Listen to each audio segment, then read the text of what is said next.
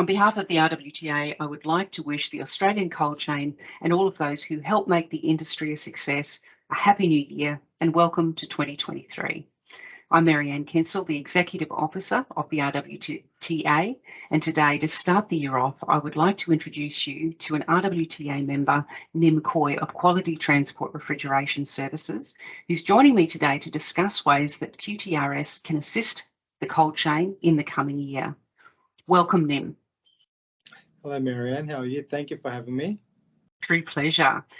Nim, while we have the undivided attention of the cold chain for the next few minutes, I'd like to ask you to tell me a little bit about QTRS, things like where are you located, and what do you do?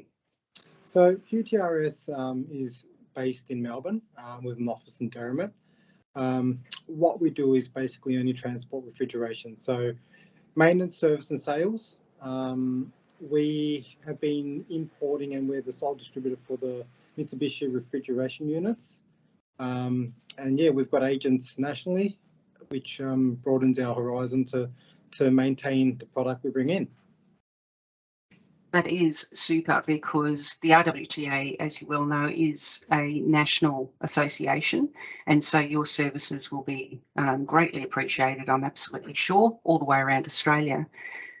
What do you do differently, and what do you offer specifically to the cold chain in Australia that others cannot?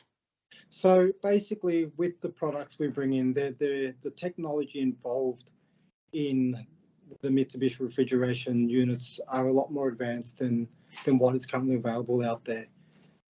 With your standard designs and all that stuff, trying to move away from engineless products, Mitsubishi are focused more on the electrification of refrigeration units to minimise the risk of emissions and obviously have more efficient businesses running with lower cost of petrol and lower cost of servicing.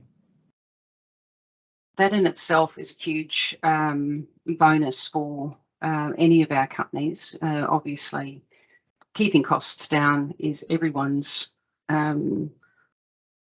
top of mind issue, particularly after COVID, I think, where a lot of the costs a lot of our companies had to wear that. So anything that saves the money is a big bonus. But what have you got, for the year ahead? What sort of things have you got planned that you'd like to tell the industry? So with the newer products that we're bringing into Australia, they're designed around more of an EV type setup. So with the smaller products we're bringing in, currently operational with the likes of electric trucks. We've got a little TE30 that was suitable to 3 pallets.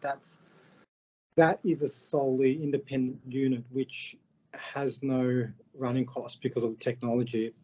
Hopefully late 2023 we should be able to see some other units coming out of Europe, and basically more suited to the likes of your bigger trucks, from your 10 pallets up to 14 pallets and all the way through to your trailers. So big year ahead of us. We're doing a lot of R&D with other brand trucks just so we can meet those requirements with home delivery and electrification. Again, that's the future. That's the way we're pushing. We've still got the products available that will do your diesel vehicles, but again, we specialise in more of the electrification side of things.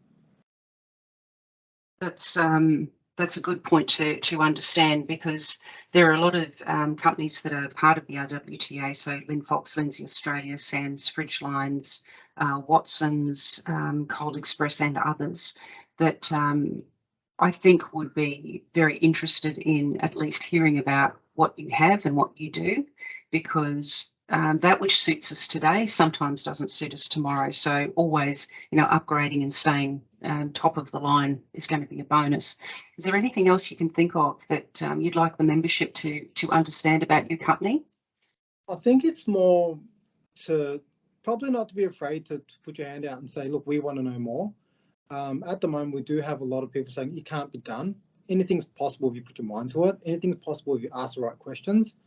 But again, we're willing to work with people who want to see the industry shift. Look, it has to shift. Eventually, everything's going to be electrified for the purpose of weight, for the purpose of reliability, for the purpose of running cost. This has to happen now, whether it's today or 2 years or 3 years from now. I think it's time for those ones who are interested in this to start putting their hands up and say, okay, let's find out more. Let's see what's actually available to us in the transport industry and refrigeration, because we've been driven so much by just, oh, that will do. We're at that time where that will do is not good enough.